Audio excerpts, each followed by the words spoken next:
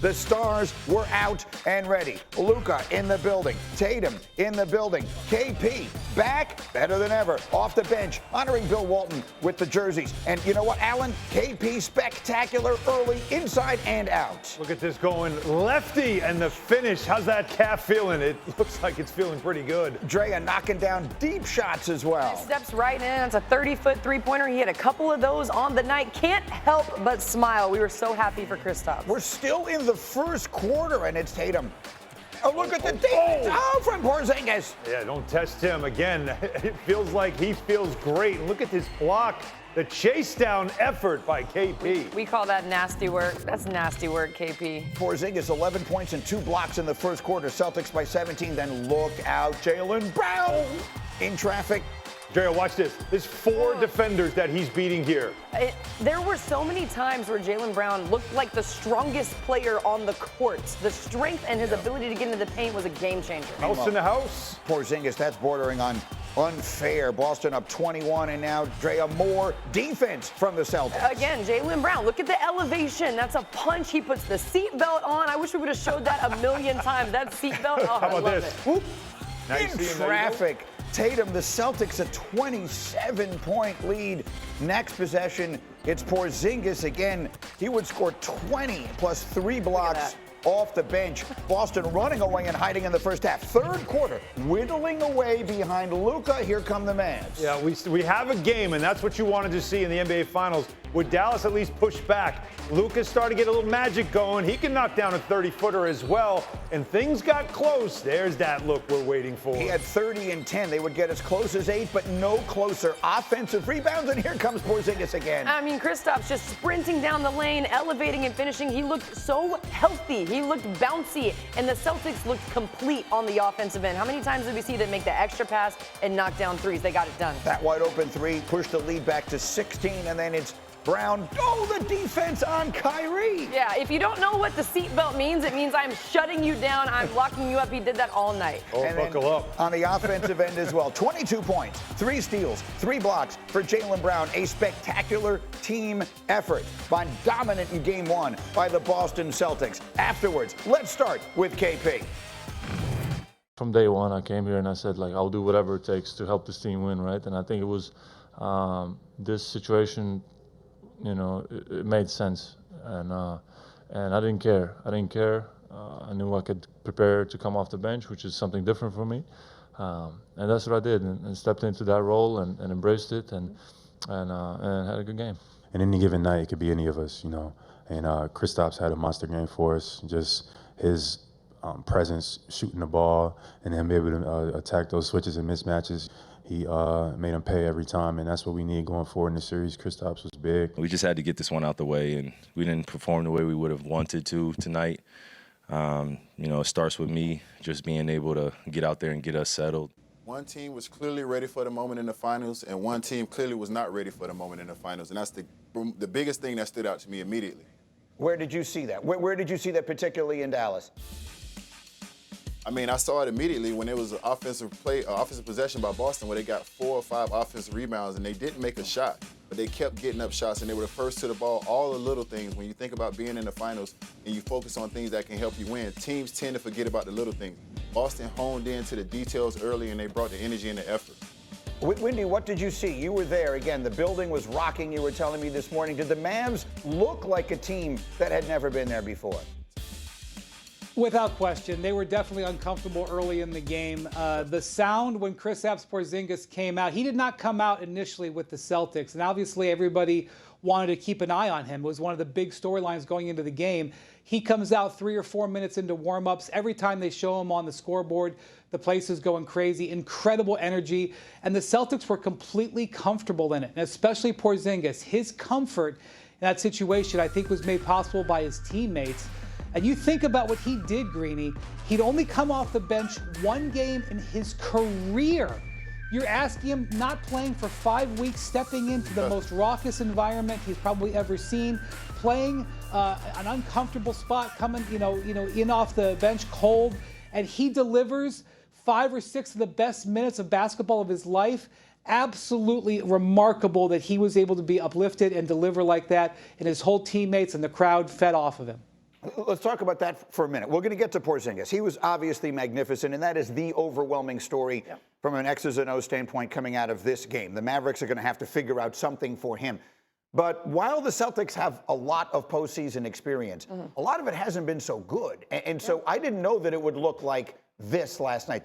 That part of it took me by surprise. Well, we've heard Jason Tatum and Jaylen Brown talk about how their experiences and how they didn't go well and how they've learned from those experiences, and it's brought them together, and they know what they need to do and what they need to avoid to have success. And to watch them come out and just punch the Mavs first, second, third, fourth, they had answers for everything the Mavs tried to do, and the Mavericks had no answers for everything that the Celtics did on both ends of the floor. The Celtics looked comfortable, the Mavericks looked uncomfortable, and the Mavs at times to me just looked like they were questioning everything they were supposed to do on both ends, while the Celtics, they had the answers and they got the mismatches they wanted on offense and on defense. Where the game changed for me and where the Celtics really took off, watch Luka. So he shoots this three and he's going down the court and he's looking hobbled just a little bit, and he calls for a sub.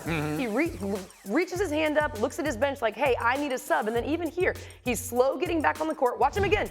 He's going to put his hand up again, talking to his bench like, hey, get me out of the game. I don't know what it was, if he was feeling injured, if he wasn't feeling great, whatever the instance was. When Luka left the game with about 3 minutes left, in the first quarter. In the first quarter, when Luka left the game, the Mavs were down 6. First quarter ended, they were down 17. Luka leaving the game early, Kristaps was in, and he was hot. The lead stretched at that point. It's an important factor in this that everyone is going to point to, and rightfully so.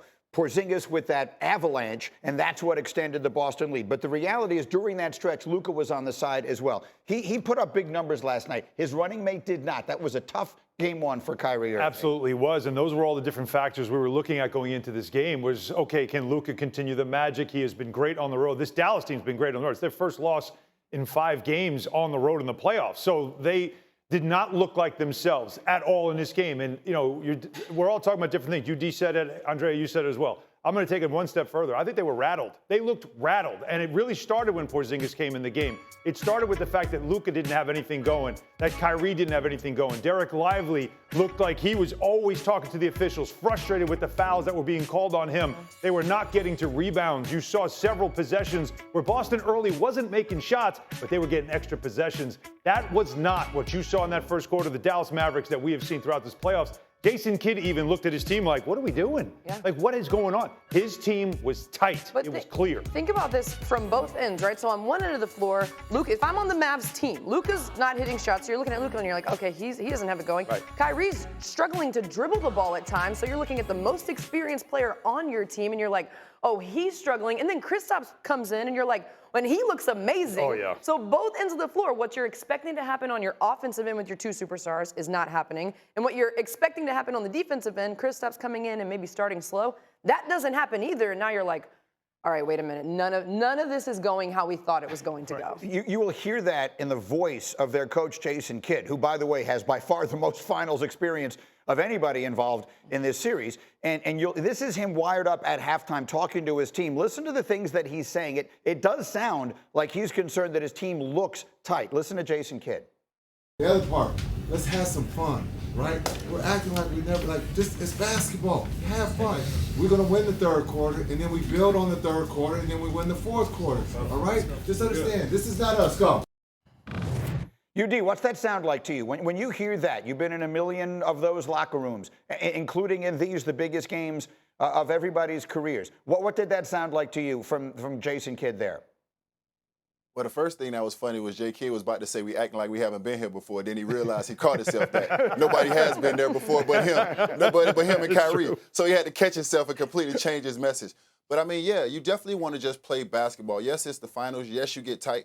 But oftentimes when you're in the finals and you get tight, you forget to do the little things. You forget to just read, react, and play the game of basketball. And like you guys said, they were tight. Everything they did to get to the finals, they didn't do that. They didn't play with offensive, chemistry. Defensively, they weren't blocking shots. They weren't guarding the basket like they do. Derek Lively, Gafford, those guys being rim protectors. If you look at the stats in the game, Boston actually dominated the shots within 5 feet from the basket. That just lets you know the rim protection, the defense was not there last night. And that's what they've been able to hang their hat on. Even against the Clippers, you saw the switches where Luka and Kyrie were accepting the matchups defensively. They did not do that last night. Take us through the night for Kristaps Porzingis. Yeah, obviously when you are coming back from an injury, it's sort of common to come off the bench, but he just has no experience in doing that. And, the idea that you could miss 5 weeks of playoffs and be inserted into the highest intensity game of your career and succeed. I mean, I was preparing myself, Greeny, to come on today and calm everybody down about Porzingis if he went 1 of 6 and looked sluggish. Instead, he was absolutely brilliant. Not just with the threes, which are obviously huge. They hit 7 of them in the first quarter. It was a defining moment in the game. But defensively, the Mavericks actually kind of challenged him. I think their game plan was, let's see what Kristaps Porzingis can do. I mean, Josh Green, the Mavericks reserve player, kind of had a moment of, certifiable insanity when he tried to slam dunk from the dotted line. And Porzingis blocked him like I would block my 6-year-old. And that was the thing. It was Porzingis doing it at both ends. Absolutely dominant. I mean, what's he doing here? Porzingis was hunting him. He was looking like...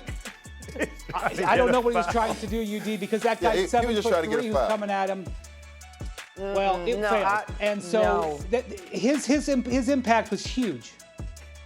UD, the defense, we'll get to the offensive part of it in a minute. I can run through all of his stats, and Drea's got a tape. But it was the defense that you noticed from Porzingis last night. Yes, the 3 shot blocks. That's intimidating when you got a guy that blocks 1 shot. I've seen Kyrie get to his spot and shoot that pull-up a million times. I've seen him get it over the Defensive Player of the Year and Rudy Gobert in the last series. I have never seen anybody block that shot. Kristaps Porzingis blocked that shot last night for the first time. Now, if you're the Dallas Mavericks and you're sitting on that sideline and he's your leader and he's the guy who you depend on when things go wrong and go left, and you see things like that happen that you don't naturally see, once again, that makes you even tighter than you already are being in the finals for the first time. Right here. Here's the shot by Kyrie. Yeah. He's backpedaling. Yeah, nobody blocks that shot. He's backpedaling, and then quick react. What did we talk about yesterday in the show?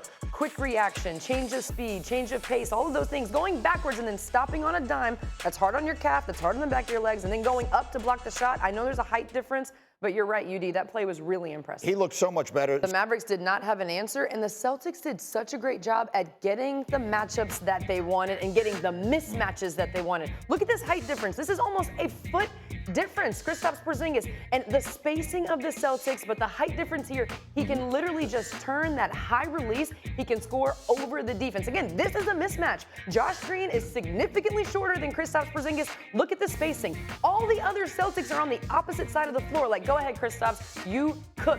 Same thing here against Derrick Jones Jr. Not as much of a height difference, but still, that's significant. 8 inches. Then Derrick Jones Jr., he's trying to be aggressive. He's trying to make Kristaps uncomfortable, and Kristaps is unbothered. How many times did Kristaps Porzingis look completely unbothered by the first line of defense? It's like he didn't even see them because he probably didn't. His head is over theirs. Yeah. You know what I was thinking about? This thing with Porzingis, and you again, Alan covers the Knicks for those who don't know it, and so you saw him when he came into the league and took it by storm. They were honoring Bill Walton last night. Bill Walton, who had a brilliant start to his career, then was completely sidetracked by injury, then came back as a 6th man on the 1986 Celtics, who many people believe is the greatest team of all time, certainly in the team photo of greatest teams of all time. Now, I'm not trying to compare this team, and I'm not suggesting Kristaps Porzingis is Bill Walton, but he could have that kind of impact if he really is healthy, because he's that kind of good. Yeah, and the passing aspect that Walton brought is obviously a different dimension, but the shooting, the scoring, and this kind of stuff obviously is certainly there. The size off the bench, too, is such a big deal in this series because we're showing shot blocking. Yeah. We're not showing what he did to take the lob threat away. Yeah. I mean, the Mavs are just dominant lob team in the NBA. It's a big part of their offense. It's a big part of what Luka does getting assists. And there were a lot of plays where he eliminated any opportunity for a lob just for his presence, his size alone. So I'm going to be curious to see if they continue to do this, bringing him in off the bench. Because that game, the first 4 or 5 minutes of the game was very sloppy. It was not a great start. He came in, and it almost felt like the true turning point, even though it was so early. You be my coach. Are you bringing KP off the bench again Sunday night in Game 2? Hell yeah. Hell yeah. If it ain't broke, don't fix it. If it ain't broke, don't fix it. And listen, you got to give Joe Mazzulla credit because everybody's talking about what Kristaps Porzingis is going to do. Everybody's wondering, is he healthy? Is he going to be 100%? What can he do defensively? What can he do offensively? And Joe said, hey, we're going to bring him off the bench. Let him take a breath. Let him watch. Let him ease his way into the game, even though he came in all guns blazing. let him ease his way into the game and not put that pressure on him. I think that took a little bit of a lift, a little bit of a weight off Kristaps' shoulders and was able to go into the game and just let the game come to him. Also, too, we all talked about it. Derek Lively, his first finals, there was a significant difference in that matchup, right? yeah. Derek Lively struggled defending Kristaps Porzingis, even leaning on him, trying to be overly physical with Kristaps, and then Kristaps ends up blowing by him a couple of times. Basketball is a chess game. There are literally times where when one player subs in, the coach puts in the matchup that they want against that player. So bringing Kristaps in off the bench, you're more likely to get that matchup and, again, challenge Derek Lively on the defensive end. By the way, Al Horford as a starter defensively, fantastic. Yes. I mean, they could not score against him. Yes. His numbers defensively were really good, so you're not losing anything by sticking with that rotation. In the meantime, Cindy, let's put up full screen number 2 if we can, because Luka Doncic, who, as everyone said yesterday and for the last week, is the best player in these finals, finished this game with 1 assist. That is the fewest in a playoff game in his career, fewest in any game of his career in which he played at least 35 minutes. And Wendy, you were talking a lot in the build-up to this about the way this team shot off of his passes. I think they were shooting 57% off of his passes in these playoffs. What did you see last night as far as that part of the Boston defense? Yeah, I'm more interested in that 6 number because getting that number there just shows you how effective Boston's game plan. Defensively, they wanted to just stick to the other players. They were not going to double team Luka. They were not going to help on him if they could avoid it. And they were going to switch everything. One of the side benefits of bringing Porzingis off the bench, they had Al Horford in the starting lineup. And so when they would run screens, they were okay with putting Al Horford in front of Luka. Now look, Luka's going to win that matchup most of the time, but they're not afraid of it. They're not afraid of any of the 5 defenders that they have out there. That enables them to stick to the other players more, and there's just not shots. The Mavericks thrive on corner three-point shots and lob dunks. No lob dunks. They had 2 corner threes the whole game. The Luka teammates weren't open. Great defensive execution by the Celtics. UD, put it into simple language. People understand. What was the strategy by the Celtics defensively against Luka specifically last night, and why did it work so well? Well, I love to start Uncle Al, moving his feet, sliding them puppies. He was able to switch the pick and rolls early, get him into space, but they was able to shrink the floor, shrink the elbows, take the triggers away, take Derrick Jones Jr. away, take Lively away. Now you make Luka just go one-on-one and try to beat those guys and take tough shots. Now you talk about bringing it up the floor. You pressure him just a little bit with Jaylen Brown and work his handles, but you fatigue him. You make him uncomfortable, which Minnesota never made him uncomfortable in the last series. Now you put 2 to the ball, so he saw all different kind of coverages from all different kind of guys. And by the way, now you bring in KP, and now you get into the drop coverage, and now he's trying to get those lobs. But now KP is so long and so tall in front of the basket. And I also watched Boston peel off on some of those lobs, and I watched the guard contest the big at the rim on some of those lobs. So obviously they've been watching film, and they've been in the lab for those 9 days and not just sitting at home eating chicken.